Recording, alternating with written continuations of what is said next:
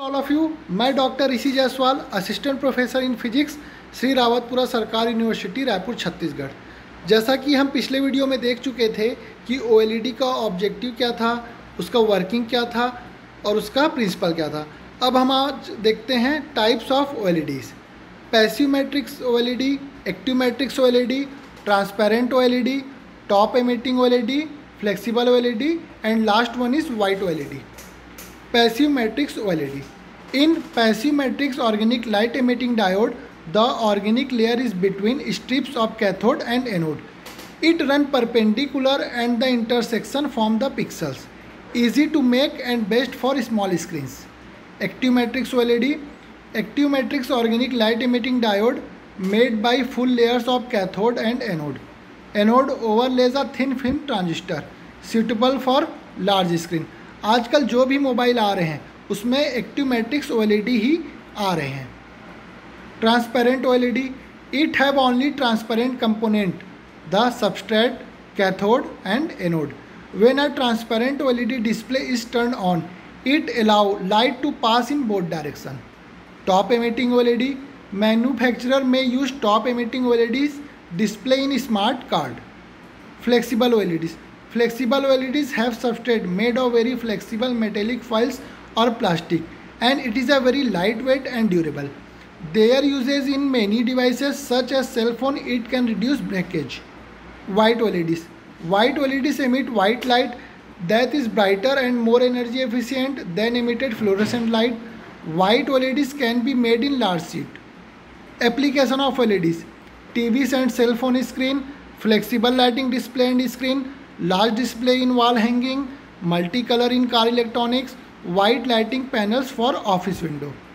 Recent development of OLEDs: flexible lighting and bendable many devices, wallpaper lighting from residential and commercial buildings, transparent lighting doubled as a window, solid state lighting devices and flat panel display. ये हम OLED effect देखते हैं। Normal अगर मैं चीन के एक शहर की बात करूं तो ये शहर पहले ऐसा दिखता था। अगर मैं इसमें OLED इफेक्ट डालूं तो ये आपको ऐसा दिखाई देने लगेगा। तो आप देख सकते हैं कि OLED इफेक्ट के कारण यह शहर कितना सुंदर दिख रहा है। अब देखते हैं OLED versus LED, LCD and plasma. Much faster response time, consume less energy, wider viewing angle approximate 170 degree, thinner display approximate 3 to 5 millimeter, better contrast ratio, foldable display screens, safe for the environment. OLEDs refresh almost 100 times faster than LCDs. अब हम देखते हैं दोनों TV पे अंतर LED और OLED। ये उससे ज़्यादा इसकी पिक्चर क्वालिटी और इसकी ब्राइटनेस बहुत अच्छी है। Advantages of OLED: thinner, lighter and more flexible, wide viewing angle, high brightness and high resolution, consume less power, fast response time, lower cost in the future, eco friendly lighting device, good for eyes. Disadvantage of OLEDs: device stability, overall luminance degradation, constraints with lifespan, fine patterns with vivid colors, fabrication cost is high, easily damaged by water, limited market availability. Efficiency of white OLED: limited use caused by degradation of materials. Challenges faced by OLED: firstly we see LER means luminous efficiency of radiation, IQE means internal quantum efficiency, OC means outcoupling efficiency and last one is EEF means electrical efficiency factor.